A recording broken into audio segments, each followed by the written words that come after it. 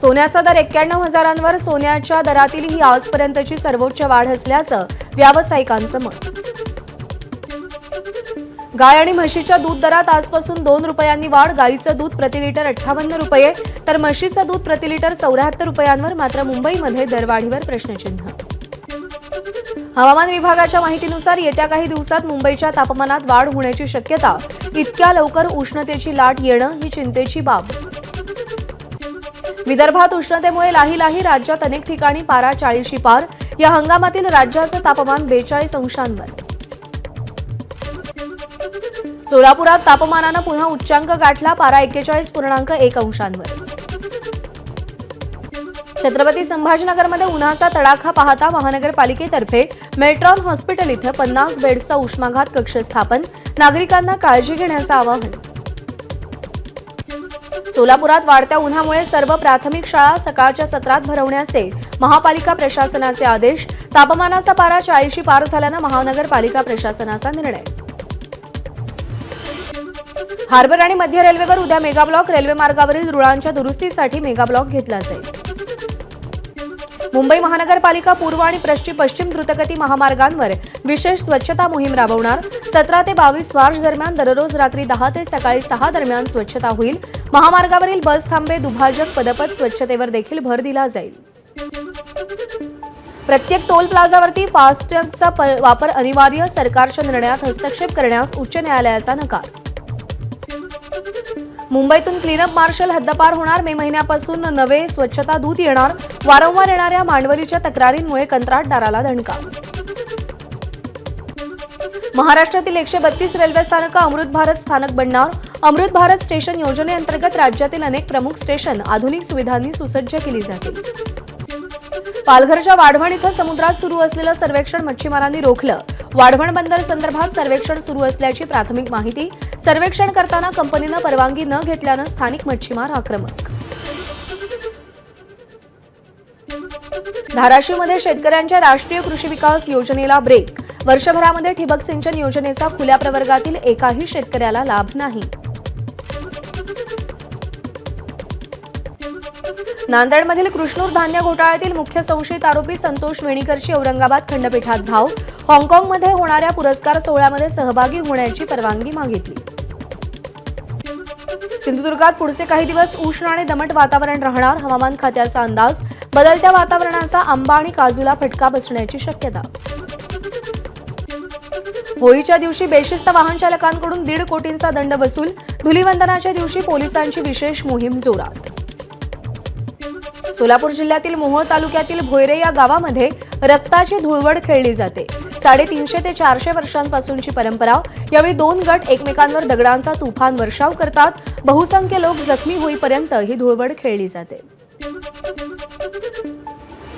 धुळवडीच्या निमित्तानं जालन्यामध्ये 136 वर्षांपासूनची परंपरा असलेल्या हत्ती रिसाला मिरवणुकीचा उत्साह. नागरिक मोठ्या संख्येनं मिरवणुकीमध्ये सहभागी.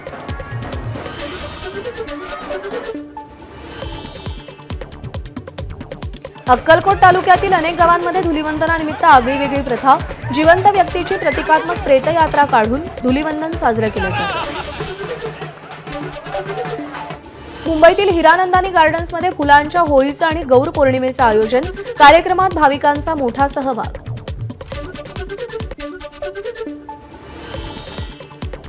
सोलापुरातील शिवगंगा मंदिरात होळीनिमित्त 521 किलो द्राक्षांची आरास. द्राक्षांची आरास पाहण्यासाठी भाविकांची मोठी गर्दी. महाराष्ट्र राज्य कुस्तीगीर परिषदेच्या वतीनं 66वी महाराष्ट्र केसरी कुस्ती स्पर्धा कर्जत जामखेड इथं घेतली जाणार. स्पर्धेच्या मैदानाचा आज भूमिपूजन सोहळा आमदार रोहित पवार यांच्या उपस्थितीमध्ये पार पडणार. शिर्डीत होणारं 13वं मराठी साहित्य संमेलन संत साहित्य वारकरी संमेलनामध्ये मंत्री राधाकृष्ण विखे पाटील स्वागताध्यक्ष असतील. पहिल्यांदाच 9 राज्यातील वारकरी संमेलनाला येतील.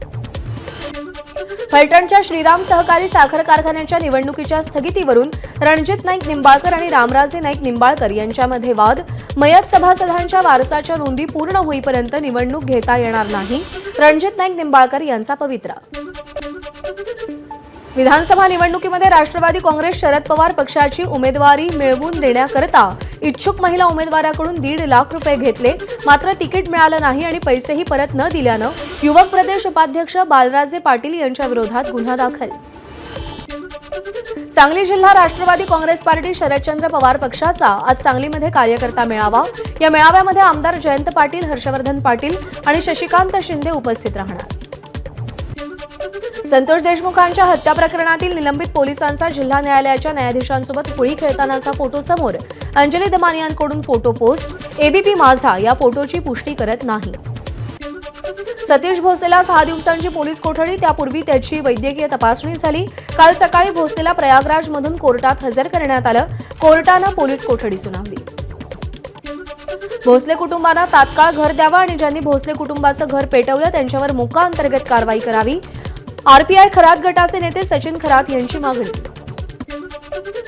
संतोष देशमुखांच्या कुटुंबियांच्या नावानं वसुली करणारा आशिष विशाळ हा सुरेश धस यांचाच कार्यकर्ता. एका चौकशीबाबत जिल्हाधिकाऱ्यांकडे मागणी करताना धसांची कबुली.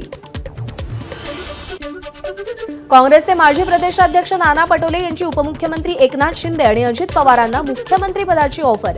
आमच्याकडे या, आम्ही पाठिंबा देऊ, नाना पटोलेंचं वक्तव्य. मुख्यमंत्री देवेंद्र फडणवीस यांची प्रकृती ठीक व्हावी, कारण आजकाल ते खोटं बोलतात. त्यांनी पंतप्रधान मोदींप्रमाणे खोटं बोलू नये. पूर्वीचे फडणवीस राज्यासाठी लढत होते, ते त्यांनी करावं. नाना पटोलेंचा मुख्यमंत्री फडणवीसांना सल्ला.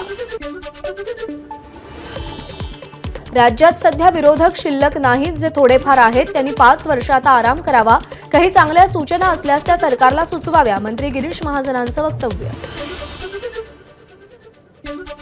सध्याचे राजकीय रंग हे द्वेष भावनेचे रंग झालेत. धुलीवंदनानिमित्त एकनाथ खडसेंची प्रतिक्रिया. घातक प्रवृत्तीचा नाश व्हावा यासाठी होळी दहन केलं पाहिजे, खडसेंचं वक्तव्य. नाराज वगैरे नाही, बाहेर बोलायची चोरी झालीये. नाराजीबद्दलच्या वक्तव्यावर जयंत पाटील यांचं स्पष्टीकरण. भाषणाचा रेफरन्स एकदा बघा. शक्तीपीठ रस्त्याच्या विरोधासाठीच्या मोर्चातलं ते भाषण होतं. जयंत पाटील यांनी भूमिका स्पष्ट केली. कोकाटेंना शिक्षा दिली तर त्यांच्या विधानसभा मतदारसंघाची निवडणूक पुन्हा घेण्याची वेळ येईल आणि जनतेचा पैसा खर्च होईल. नाशिक सत्र न्यायालयाचं निरीक्षण. भगव्या रंगासोबत येण्याची इच्छा असणाऱ्यांनी आमच्यासोबत यावं, एकनाथ शिंदेंचं आवाहन. तर जयंत पाटील हे परिपक्व नेते, त्यांचा अंदाज लावणं कठीण असल्याचंही वक्तव्य. राष्ट्रसंत तुकडोजी महाराज नागपूर विद्यापीठाचा कुलगुरू पदाचा पदभार डॉक्टर माधवी कोंडेंकडे. डॉक्टर बोकारेंचे अजून 4 महिने शिल्लक असताना अचानक त्यांच्याकडून पदभार काढून घेण्यात आलाय. त्यामुळे नियमित कुलगुरू कधी मिळणार असा प्रश्न उपस्थित झालाय. बुलढाण्याच्या खामगाव जवळच्या आवार गावात धुळवड साजरी करत असताना डीजेवर गाणं वाजवण्यावरून 2 गटात तुफान राडा. दगडफेकीमध्ये 12 जण जखमी तर 25 दंगेखोरांना ताब्यात घेतलं. डोंबिवलीमध्ये होळी खेळताना रंगाचा फुगा लागल्याच्या वादातून 17 वर्षीय तरुणावर हल्ला. सागावातील यशवंत कॉम्प्लेक्स परिसरातली घटना. हल्ला करणाऱ्या तरुणाविरोधात गुन्हा दाखल. अहिल्यानगरच्या मुकुंदनगरमध्ये लाकडी दांड्यानं दुकानाची तोडफोड. मारहाणीमध्ये 1 युवक जखमी. घटना सीसीटीव्हीत कैद.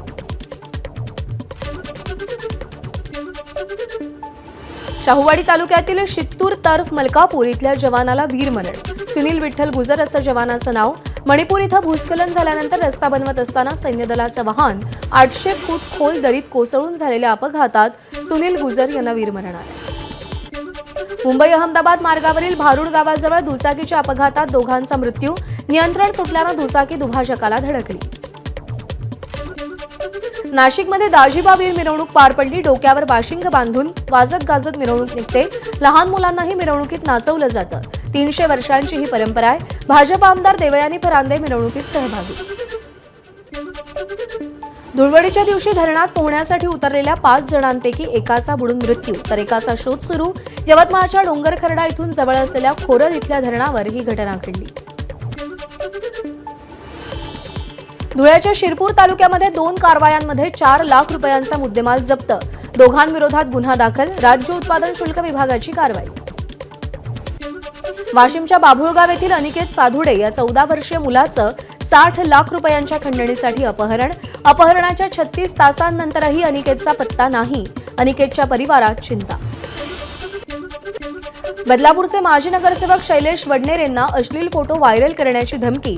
वडनेरेंकडे 50 लाखांची खंडणी मागितली. या प्रकरणी पोलिसांनी 4 आरोपींना अटक केली आहे. पुण्यातील स्वारगेट बस स्थानकातील बलात्कार प्रकरणानंतर पुणे विभागीय एसटी महामंडळाला जाग, जुन्या, मुदत संपलेल्या आणि नादुरुस्त अशा 72 बसेस पुणे एसटी महामंडळ भंगारात विकणार. भाईंदरमध्ये भांडण सोडवण्यासाठी गेलेल्या पोलिसावर चाकू हल्ला, पोलीस कर्मचारी गंभीर जखमी, या प्रकरणी दोघांना अटक.